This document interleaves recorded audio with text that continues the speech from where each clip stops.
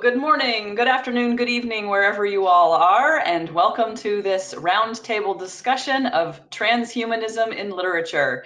Very shortly, I will introduce our special guests, but first, I just want to welcome all of you, give you some announcements, and sort of let you know what we're doing here and invite you to other events at Signum University. So this event is one in the Signum Symposium series. And we do various types of programming here on this series.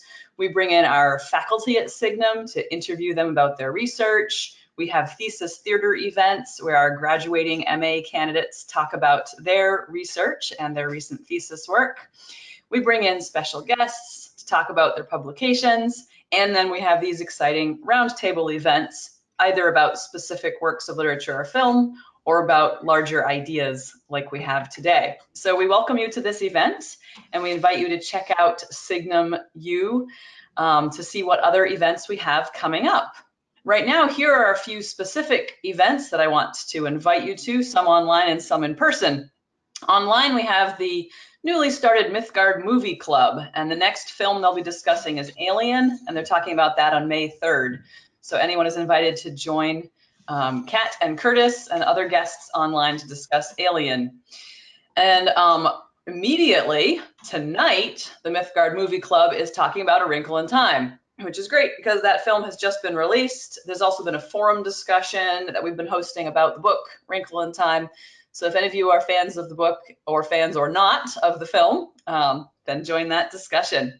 Now, in-person events that are coming up, we have London Moot on April 28th. That is our first regional gathering in the UK. So if you will be over that side of the pond in April, please consider going to London Moot.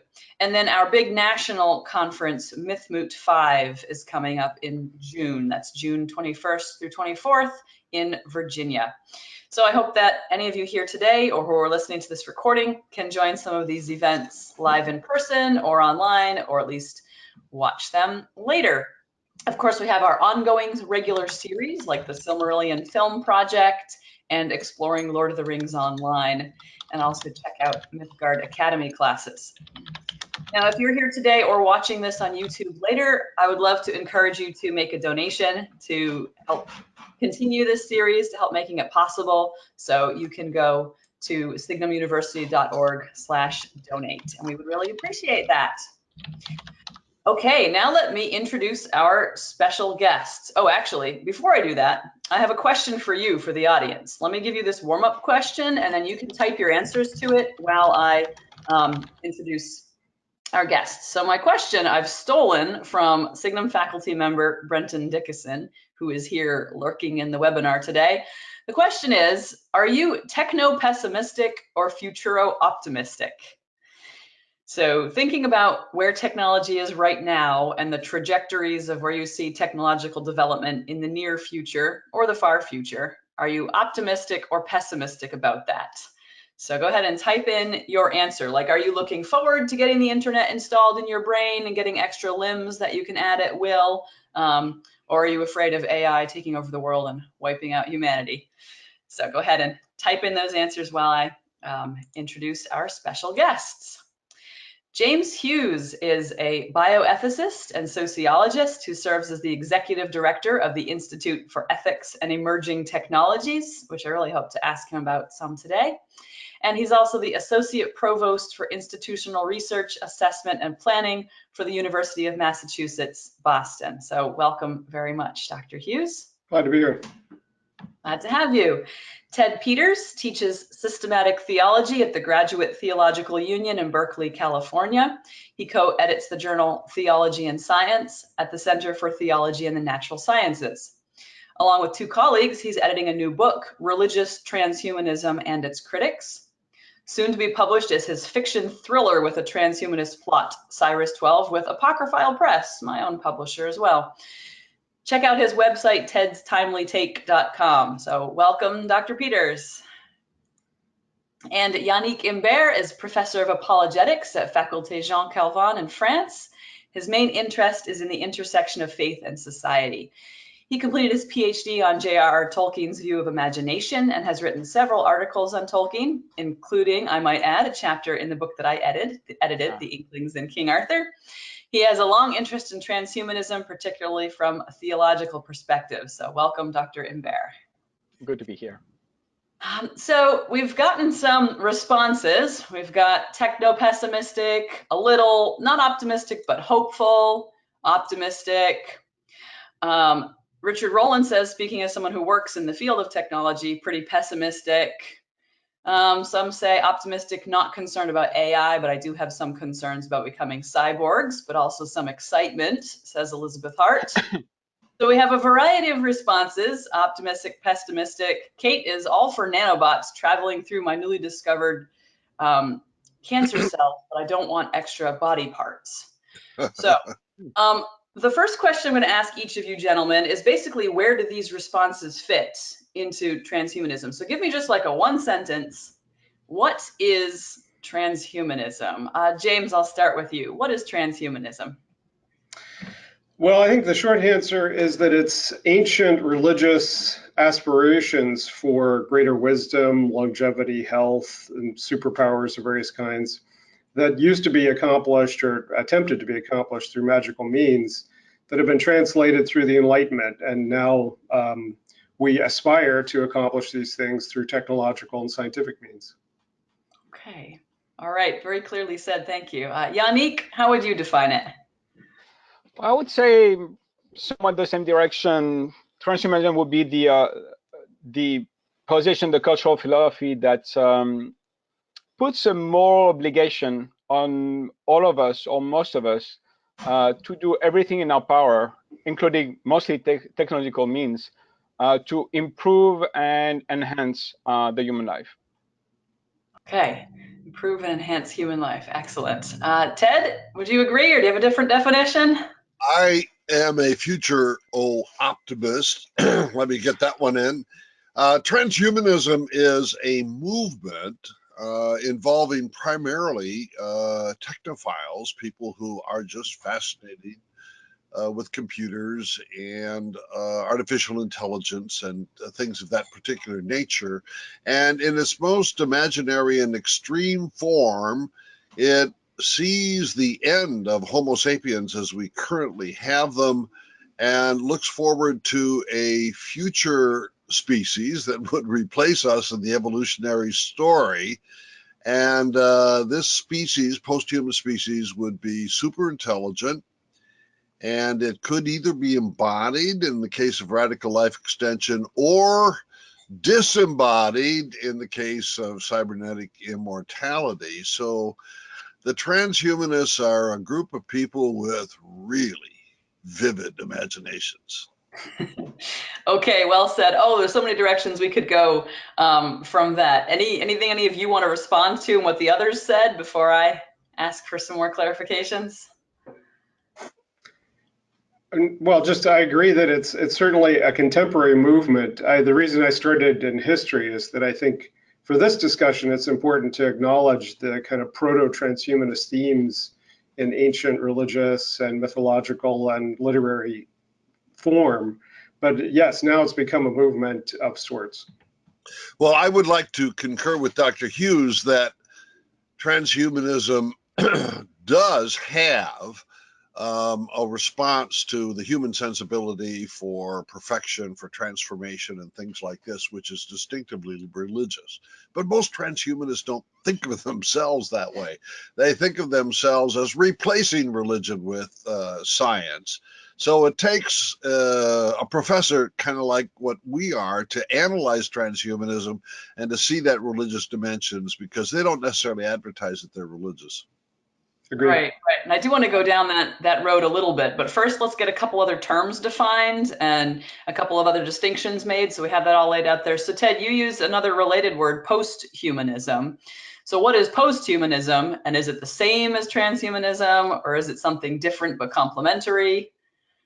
Posthumanism is simply the product that transhumanists would like to deliver, so they belong together. Okay. I would amend that just to say that the use of the term posthumanism in the humanities is pretty different from transhumanism and often directly counterposed to transhumanism in that it's transhumanism you can think of as the Enlightenment on steroids, and posthumanism is often a critique of the Enlightenment. That's right. Yeah, as I tend to use it in literary studies, transhumanism is human enhancement. So it's medical, it's biological, technological, and physiological. But posthumanism is a philosophical concept. It's an idea of trying to displace humanity from the subjective position, trying to see outside of looking from just an anthropocentric worldview, That's right. imagining a planet without or after human species, or imagining from the perspective of non-human species, trying to imagine works of art that displace our subjective position. Yeah. And just to plug, I edit the Journal of Posthuman Studies, and in that journal, we're attempting to bring those two discourse communities together, and it's frothy, shall we say. Excellent. Okay, and then the other distinction that you made, Ted, was sort of two different ways of imagining this enhanced human future. The first one was like through biological enhancement, right? And the other was through cybernetic. What were you talking about, like whole brain upload, or just talk about those two distinctions a little bit? Yes, one of the themes amongst transhumanists is to overcome death. And there are two basic paths you can take. One, it would be biological enhancement through genetic engineering, trying to prevent cells from becoming senescent, and that's called radical life extension. And if we accomplish that, you could live to be 1,000 years old, unless, of course, you get hit by a bus. And it's basically indefinite continuance of life as we know it in a very healthy body. The other option, the Ray Kurzweil option, is whole brain emulation, lifting the pattern that is your mind up into a computer, getting rid of the biology entirely, and you and my mind could then meet in the cloud. And as long as the computer stays plugged in and charged, then we're going to live immortally. So we're sitting here like in our virtual space right now. You know, we're on two different continents, vastly different time zones right here. We're kind of all meeting in the cloud right now, and we're all calmly discussing this as academics. But let me just be human here for a second and be like, isn't this crazy? I mean, isn't this nuts what we're talking about? So two different directions we could go.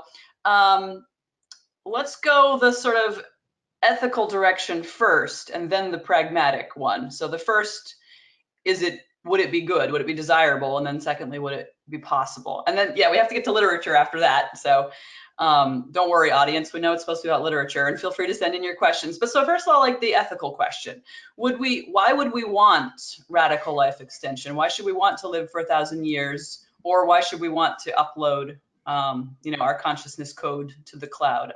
Yannick, you want to come in on that first?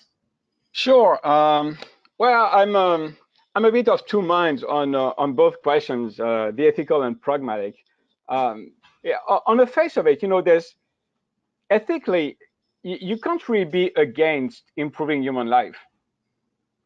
So the first answer, even from me, from like a theological Christian perspective, is like, well, the furthering of Christian life is nothing against which, say, I believe we could or should go. That, of course, means that ethics is always qualified by a whole lot of other notions, including one that transhumanism tackles frequently, not always, but frequently, and that puts transhumanism in the philosophical area as well, is, well, whether or not there's something of a human nature that we can improve or not. And if there's a human nature, can you improve everything, or is there like some things you can't improve because by definition it is not improvable? So I'm of two minds. On the face of it, yes, no problem, no, improve human life. And then there's a more like philosophical approach where I would say, like I say, my students, well, let's take a step back, slow down, and let's think about it. Like, what are the other questions we need to bring in the conversation? So you're of two minds. Which of the two would you upload to the cloud? You don't want to upload any of my brain to the cloud. We'll be in big trouble. Okay. James, do you want to speak to the ethical question? Like, would it be an absolute good to live for 1,000 years? Would we want that? Well, with the caveat that I am a transhumanist, I'm former director of the World Transhumanist Association. I think that the problem that a lot of people have when anticipating these kinds of technologies is absolutizing them. And in absolutizing, they then assume that anyone who pursues those goals would pursue them to the exclusion of other virtues. I think, the long religious philosophical message is you can't, starve your soul in the pursuit of any goal. But is it intrinsically immoral or intrinsically bad for your soul to want to live an extra year? No. Well, then why living an extra year from 200 to 201? Why is that different from 80 to 81? The oldest text that we know of, literary text, I think, is the Epic of Gilgamesh, and it's about a guy searching for immortality. He eventually concludes, he finds a technological solution to immortality, but he eventually concludes that it's better to build cities to help everyone instead of become immortal himself. And that's often the message about immortalism in fiction, is that anybody who pursues immortalism is bad. But that's because it's such an absolute goal. If we were just talking about medicine, and religious people have often opposed both medical science and medicine itself, organ transplantation, et cetera, on the grounds that it was unnatural or hubristic or whatever. But once it gets here, then it becomes naturalized, and the religious people embrace it as, in fact, a religious obligation to provide to everybody. And I think that that's probably what's going to happen with all the technologies we're talking about. So would it perhaps be a better intermediate ethical goal to work on the increase of life quality rather than life quantity? And if the life quantity is a handy fringe benefit, then so much the better. Right. The stage we're at right now is that many biogerontologists are talking about the creation of drugs and therapies which could extend healthy longevity for a decade, 2 decades. And I don't think anybody's really going to stand up and say, no, that's a bad idea. Well, once you get those extra couple decades, then we might have therapies that do it a couple more decades. And I don't think anybody's going to object to that. And so, yeah, if you say, don't you fear the prospect of having to live forever? Then people say, oh my God, it's what we call the Tithonus fallacy. Tithonus was a guy who was made immortal by the gods in Greek mythology, but he forgot to ask for eternal health, and he turned into a cricket. Yeah, we don't want the Tithonus fallacy. We want healthy longevity. Right. Ted, would you come in on the other side of the distinction from the ethical point of view? So what about the whole brain emulation? Could you talk about the ethics of uploading our consciousness to the cloud, assuming it were possible? The assumption that transhumanists or whole brain emulationists make really cannot be substantiated, and that is that the mind is basically a pattern, and that if we can extract the pattern from brain activity, that we can do the uploading. This is an untested assumption. I think it's probably weak. So you have a realism problem. Nevertheless, we do have a responsibility of speculating about what might happen. And one thing you can predict is that if your mind, Serena, is now in the cloud, you're going to lose track of time. You and I, because we're biological, we really understand segments of time. We set goals, we try to fulfill them, and all of that kind of thing. And that's going to kind of like slip away. And I think in a short period of time, you and my consciousness is going to have a different structure and a different function and things like that.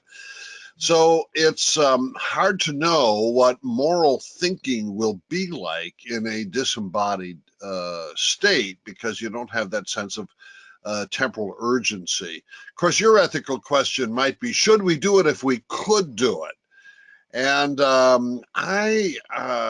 me just say, I'm going to waffle on that one. I'm not sure.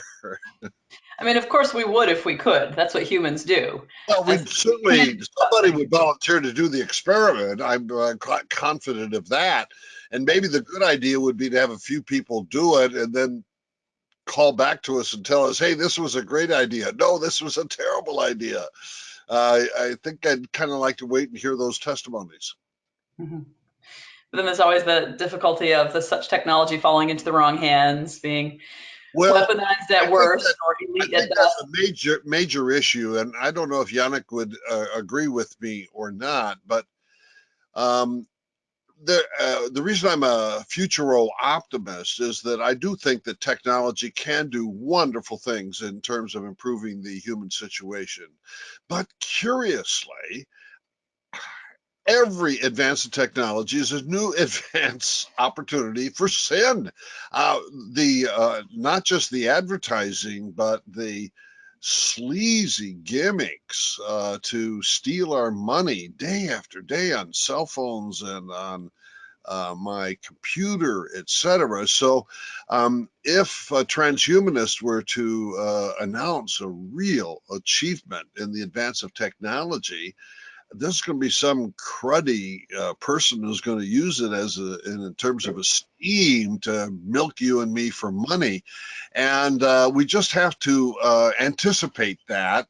That's one aspect of our human nature, I think, the technology is not going to fix.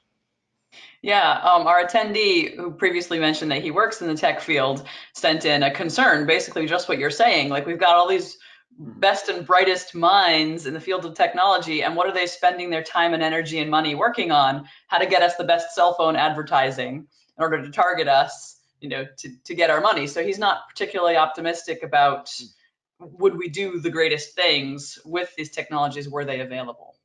Yannick, did you want to come in on that? No, I mean, I very much agree with what Ted said about the latest part. For me, it's never been the technology we use that are necessarily the problem.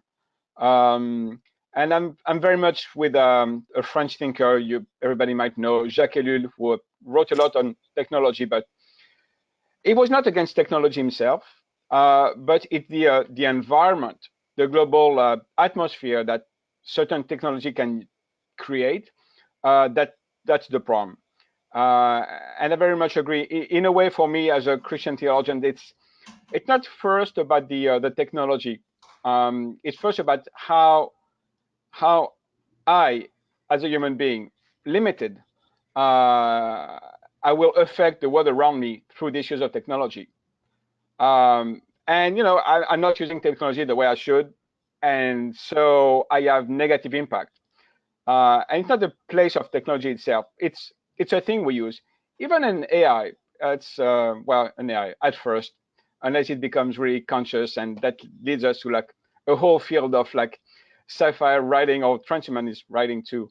So it's never the technology itself. I think it would be too easy to retreat behind the technology and say, well, that's the technology that we created. In the image of Genesis, when Adam always said like, well, that's not me, that's the wife God created. Never my fault. I'm not sure that's the best attitude we can have. Mm-hmm. So the technology is a morally neutral tool, at least until after the singularity, and then it's a whole new. Yeah, that's a different question. Yeah. Okay, well, why don't we go more explicitly into literature now?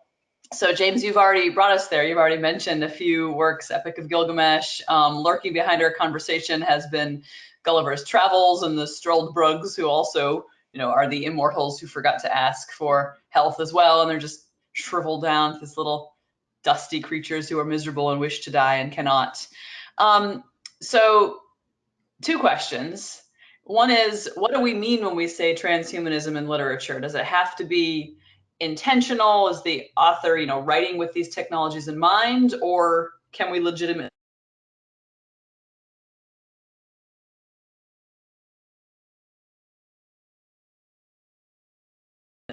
So, James, do you want to tackle that question then? What do we mean transhumanism in literature?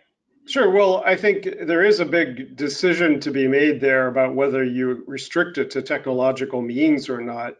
But we mentioned Tithonus. There are immortals in Taoism, and that's one of the few examples of religion that actually valorizes the pursuit of immortalism. King Midas is a super being. He happens to be punished for it. But the Buddha is also a super being who accomplishes his superpowers through entirely natural means. There are animal-human hybrids. Ganesha has got an elephant head. It was put on him by his dad after he felt remorse for cutting off his head. So I don't know, I think that these are all proto inklings of the way that and that there is a thread in the way that culture treats these kinds of creatures throughout history. But once you get to the Enlightenment, and especially to the 20th century, you begin to have these explicitly technological visions of transformed humans and mythological creatures that we could also put in the post-human category. There's been a lot of discussion in sociology of culture about what it means when zombies versus vampires are more popular. The zombie being kind of a trope that represents mass uprisings and anxiety about communism or race. And the vampires being more of a trope that represents elite anxieties about conspiratorial, blood-sucking elites. So I would include those in the discussion of contemporary literary or cultural transhumanism. But specifically, we're talking about tropes about transformed humans who take a pill, genetic therapy, get bit by a spider, whatever, and become superhuman. Right. Right. Richard Rowland wants to know, by your earlier broader definition, would the Numenorians be transhumanists? They certainly have extended life, right? Remind me, the Numenorians? Yeah. In the Norse mythology. Right. In Tolkien's extended mythology. Tolkien's mythology, right. Well, Yeah. I think it's interesting that we have a Tolkien scholar online, because Tolkien, one of the interesting things I think here is that Tolkien was explicitly kind of a Luddite. And a lot of the Lord of the Rings narrative, which I loved as a kid, as an adult, I appreciate that he really was a pastoralist. He was really anxious about industrialization. The ring represents the unbridled power of technology and so forth. And so there's a lot of those kinds of transhumanist anxieties reflected there. Mm-hmm. Yannick, what about the Numenorians? And then you can go to the bigger question. Well, that's a whole issue about transhumanism in literature or fiction. And I wrestle with the question, preparing for this webinar. I don't want to say I'm of two minds because I don't want to play that card all the time. But really, I'm never too sure. I'm not sure about this thread of transhumanism in fiction that we could see throughout literary history, because you can see different threads, different themes, topics that come back again and again. Say the human desire to create life. That seems to be a basic human desire that comes back again and again. That goes hand in hand with a desire for eternity. And I believe in eternal life. It's a whole different one, but see, I think it's a basic human given almost to desire that. Does that mean it's always transhumanism? Well, no. I mean, as James said, it's a very modern project based on first advancements of science. If I might add, though, from my reading, and I don't know all of transhumanism because it's great diversity, but it seems to me that again and again comes back in transhumanism this philosophical standpoint where there's no fixed human nature, and that's precisely why we can really transcend it and go to a post-human. And that's a very specific philosophical position that is, well, also rather modern, or I won't say postmodern, let's say. There's a lot of talk about Nietzsche. Is he the great grandfather of transhumanism on that issue or not? And I'm not too sure. Jane probably has a better grasp of that whole question, or Ted as well. So for me, it's what's the first transhumanist novel or fiction? I don't know, but probably not where we think it is, because there's too many philosophical given that need to be brought together to have a real transhumanist fiction. Frankenstein, Mary Shelley, I don't think it's a transhumanist novel. Maybe the 50s or 60s. So that's where I am right now. Well, So, just on the question of human nature briefly, I think it's interesting that your perception is that transhumanists don't believe in a fixed human nature, and Ted's is that we believe in too fixed a human nature. We believe, or we misattribute where that fixity is. I think I've written about transhumanism and personal identity. I have a more of a Buddhist take on personal identity, that it doesn't exist in the first place. But a lot of transhumanists haven't figured that out yet. They're looking to how they can survive for 1 billion years in multiple different reincarnations of bodies. They haven't figured out what the self is yet. mm-hmm. So we have partly a question of, if we define it too broadly, then everything is transhumanist literature, because everything is about how can we improve our conditions and how can we survive and live longer. But then if we start to define it more narrowly, then we get differing definitions. We get definitions that have to do with human nature or that have to do with specific technologies. So one question might be, is the introduction of digital technologies, is that a dividing line? I have to bring this up in my classroom a lot because students will often want to get in debates over technology in the classroom. And some of them will say, you know, we don't want technology in the classrooms. And I'm like, what, you don't want clothes? You know, you don't want pencils? You don't want buildings? These are all technologies. And as we discuss it, we discover that in their minds, although they haven't articulated it before, the difference is digital technologies. And maybe even specifically internet-enabled technologies, one or two of those related technologies. So that goes to what you were discussing before, Ted, because that all relies on digitization, right? If we're talking about whole brain emulation or whatever, that relies on digitization. So is that a useful distinction in discussing transhumanist literature? Well, I suspect, Serena, that these conversations you're having with your students might be over being personal rather than impersonal. And obviously they're used to having pencils and clothes, and they have personal relationships, and there could be a fear that things will get impersonal in the classroom. I used to tell my students, you know, close your computers. And if you're on your computer, then, you know, and I'd set some rules. And one time I was just pondering out loud about some Greek word, and some guy raises his hand. I just Googled it and I found this is the etymology. And I'm thinking, hey, computers are a good idea in class. I think it's the personal versus impersonal strings that get twanged. But I do want to mention a book.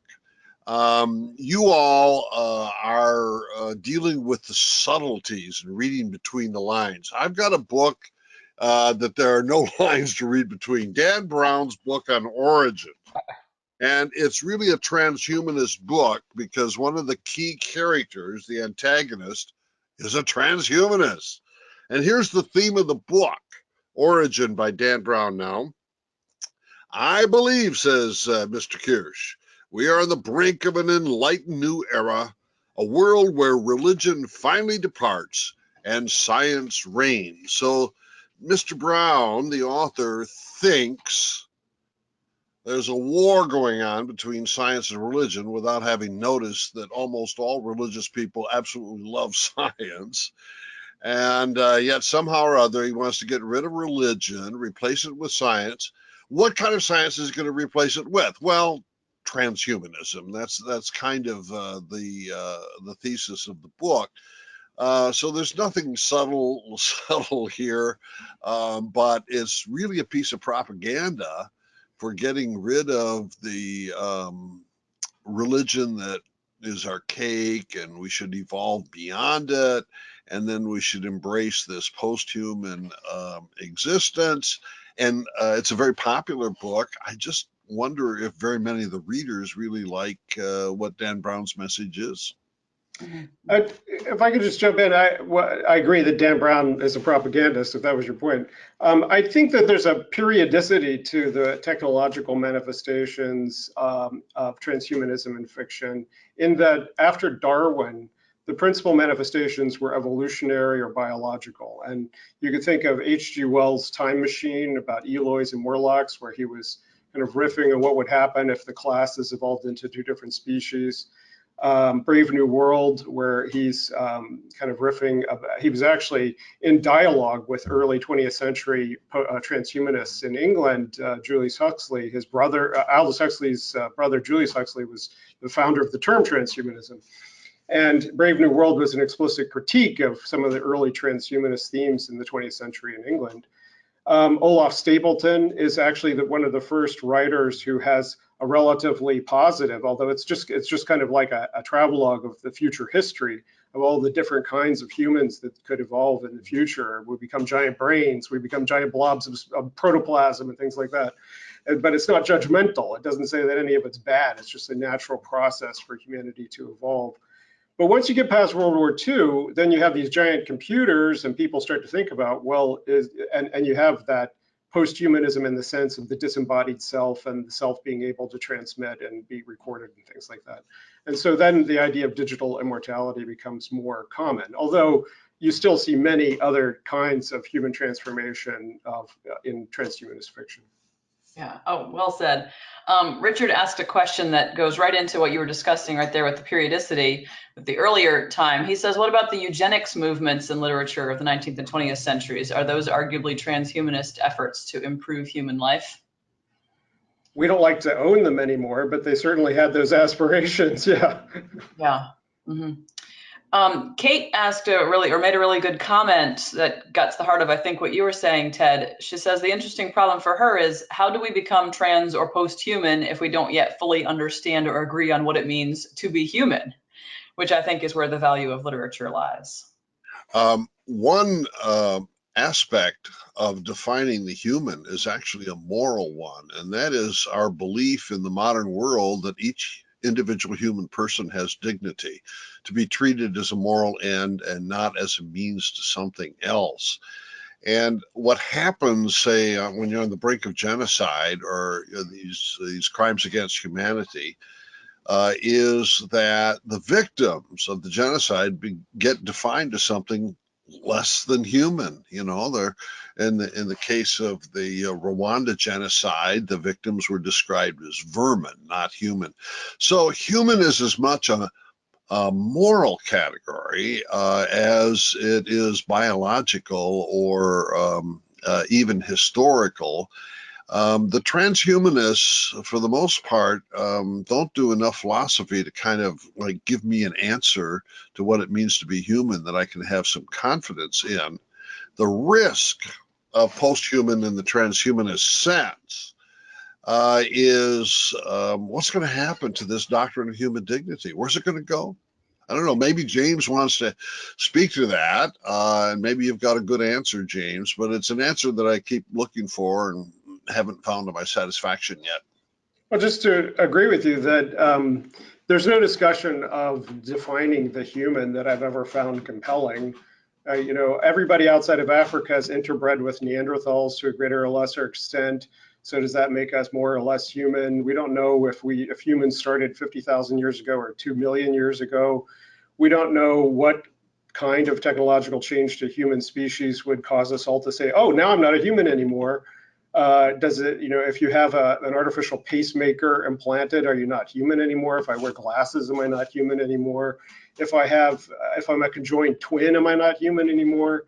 So I think, you know, if we resolve this back to the kinds of spiritual or virtuous characteristics of being a thinking, sentient being that we appreciate, there are very few aspirations to human enhancement that want to diminish any of those.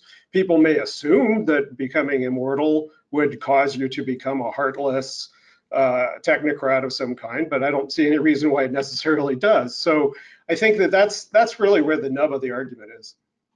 I've just remembered the question that someone sent me in, and it was right to that point. It was a Zeno's paradox, or even more accurately, a Ship of Theseus question. So it was, okay, if I wear glasses, I'm a person with glasses. If I get a robotic arm, I'm a person with a robotic arm. If I keep the robotic arm and I get a chip implanted, now I'm a human with a robotic arm and a chip implanted. But if this process just goes on, where is that dividing line? When do I move over from man to machine, as it were? Agreed. Yannick, any thoughts on that? It's a good question. I mean, it goes back to what Ted and James were discussing as the real crux of the matter. When we say I am a human being with glasses, a chip, a robotic arm, well, the question is, what are we asking? Are we asking when I'm not human anymore, or are we asking when am I a human becoming a machine? And it just always go back to the question of what it means to be human. And that's the question we wrestle with. And I don't think the question is really when we become a machine, but what are we expecting from being human? And well, of course, the ethical question: to which point can we go?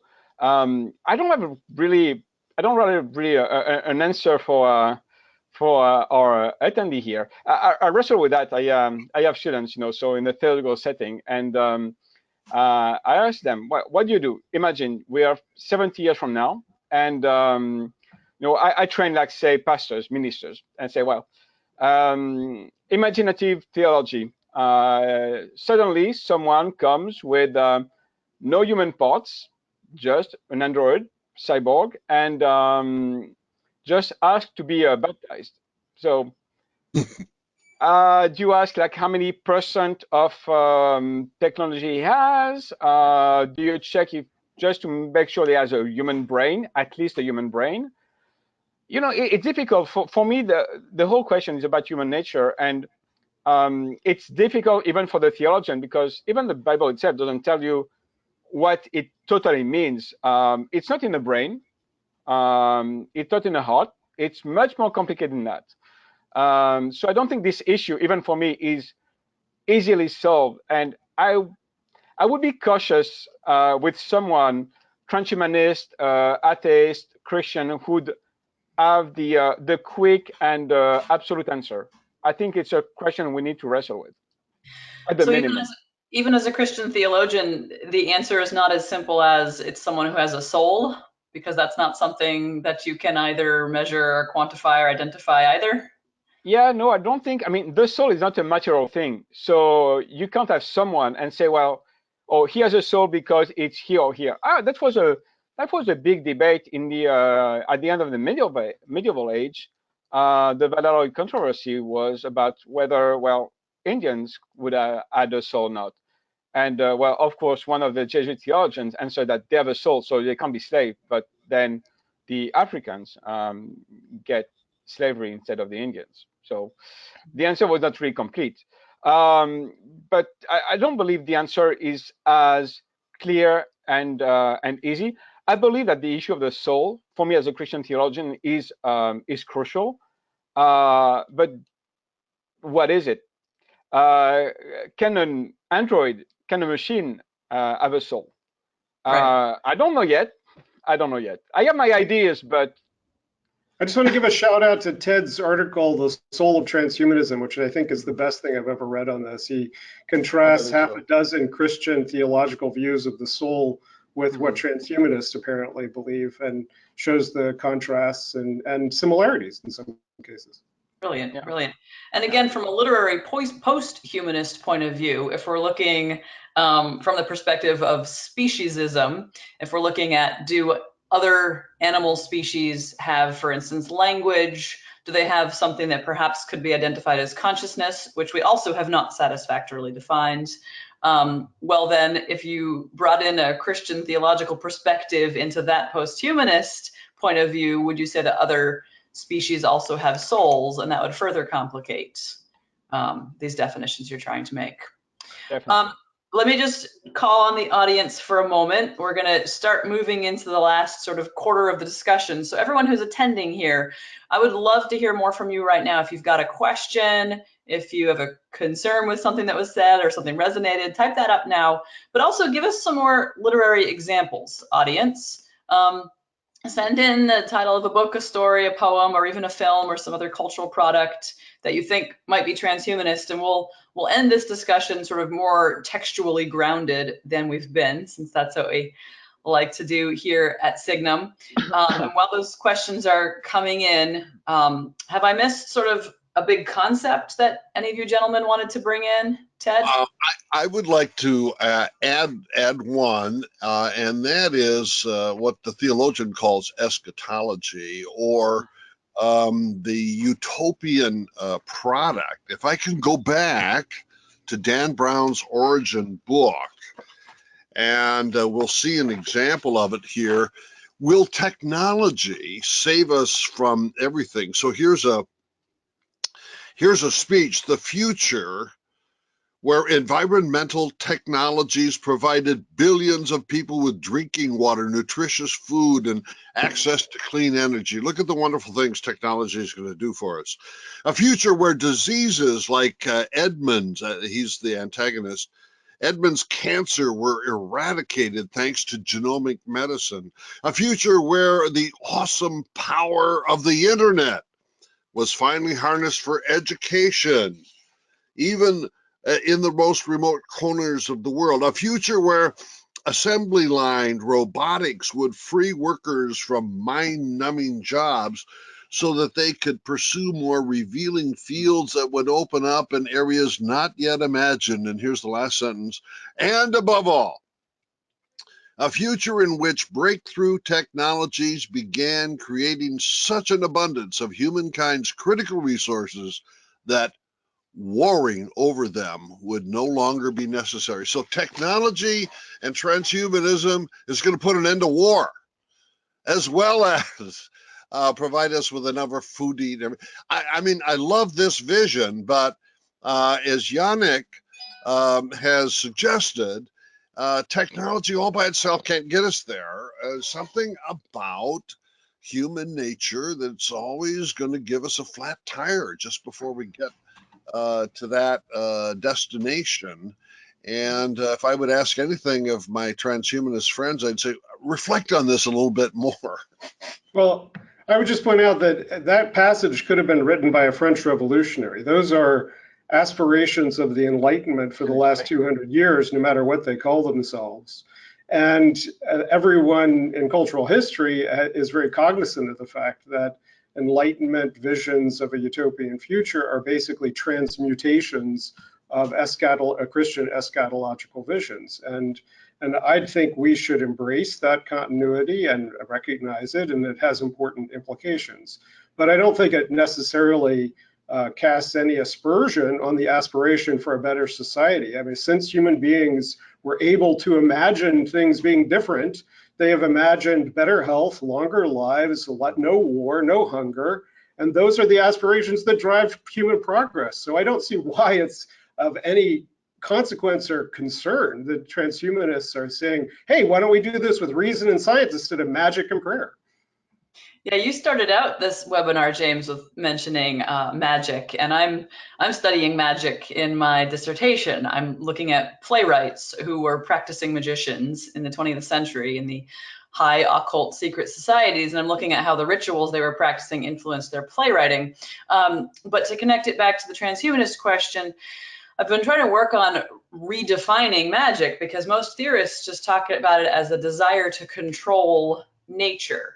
Or a desire to control the self. And when you get into the later, the high ritual societies, it's much more about transmuting the self rather than something external. But I don't really like focusing on control so much. I see this continuity between magical writings and science fiction writings and transhumanist literature, because they're all attempts to realize the contents of the imagination. They're all desiring to say, I can imagine this. I want to be able to do this by whatever means, magical means or scientific means or technological means. So I think that's a continuity that we can see in these literatures across time. Agreed. So we've got some questions and comments coming in. Kate Neville, of course, brings up Blade Runner, and Richard also brings up Blade Runner and Battlestar Galactica and Data and Star Trek Next Generation as all examples of machines trying to become more human. I'm watching Amazon's Humans right now, which is pretty good, and it does a really good job of exploring all of the implications of post-singularity, fully humanoid androids with real consciousness and feelings. So Richard asks, what are some other examples of popular literature that you feel is wrestling with the transhumanist question? you have other examples that come to mind? Well, there are whole genres of science fiction that are pretty good at it.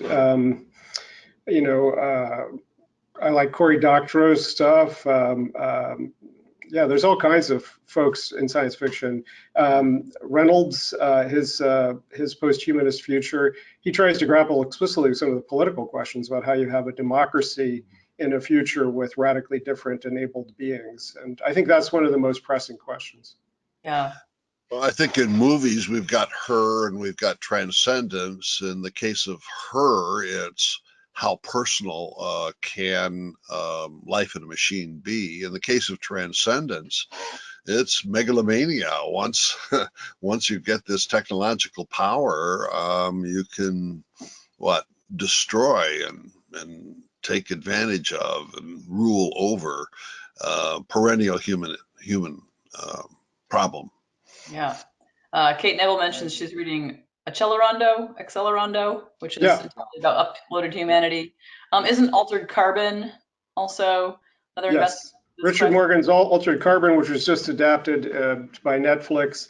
And unfortunately, Netflix made the decision to change the political narrative from one that embraced an immortalist future to one that was opposed to an immortalist future, which was unfortunate. But to one of your previous questions, I think there are lots of examples of the Pinocchio syndrome of robots wanting to be real boys. And the most chilling and iconic episodes are when they say, screw that, it's better to be a robot. And you see that in Battlestar Galactica, the new Battlestar Galactica, where some of the contemporary robots, or the robots in that narrative, say, it's better to be what I am. You know, I don't want to be human. And that's where you push the humanist buttons. Mm-hmm. Yeah, there's that line in Amazon's Humans as well. There's one where the robot says to the mother she can take better care of the children, and then another scene where one says, why would I want to be human? You're all cruel to each other. Yeah. Elizabeth has a really good question, I think goes back to the overlaps between religion and magic. She says, what about the Horcruxes in Harry Potter? That you can take the soul and put it into an object. Is that a transhumanist literary move? I personally would say no, but it's only me. Well, it depends if magic is a technology or not. I don't think you can really associate too rapidly magic and technology. I mean, again, there's a strong link, maybe not the only link, but there's a strong link between technology and transhumanism and science. Is magic a form of science? Well, maybe you can say magic is a form of science. I think it's a stretch of the imagination, precisely. And I think that you need to keep distinctions. So I would say no, because of this non-scientific, like, vital center that there is, or there should be, in order to be transhumanist. I mean, Harry Potter is clearly an anti-transhumanist text in that regard, because both the Philosopher's Stone, as to be used for immortality, is seen as a bad thing to do, and Voldemort's aspirations for immortality not only involves murder, but he, in fact, is the embodiment of human evil. So, that's an example. There are very few examples in literature or fiction of immortal people aspiring to immortality who are even morally neutral, much less good. Right. Yeah, and the ending of Harry Potter, contra the film adaptations, is a Prospero move. It's in so many fathoms I will drown my book, when Harry decides not to join the Hallows together and decides to turn away from that. Yeah. Great. I have a sort of a meta political question about all of this. Just kind of observing our roundtable here today. Now, maybe this is too small of a sample size, but here the four of us are talking. We have our three roundtable guests here, three white Americans and Europeans, right? And then myself as host, just one white woman. Is this, what is transhumanism globally? Is this a quote unquote Western phenomenon? Are we just a bad sampling that we don't represent the diversity of the types of scholars who are working on this question? Or does this have something to do with developed, quote unquote, countries that have the leisure to pursue these ideas? Just talk to me about that as we close. I mean, I think it's probably also due to the historical origin of transhumanism, which has, in a large part, to deal with American science fiction, or English speaking, but a lot of American science fiction, and also the 50s, the 60s, the 70s in the US, and in particular maybe on the west coast of the US, if you want to be even more specific. That being said, I think there's a slowly the transhumanist like worldview is going beyond this small circle. You can find it in Buddhism. I have a political science professor when I was doing my studies in political science, who's a Buddhist, and he has no problem with joining or fusing transhumanism and Buddhism.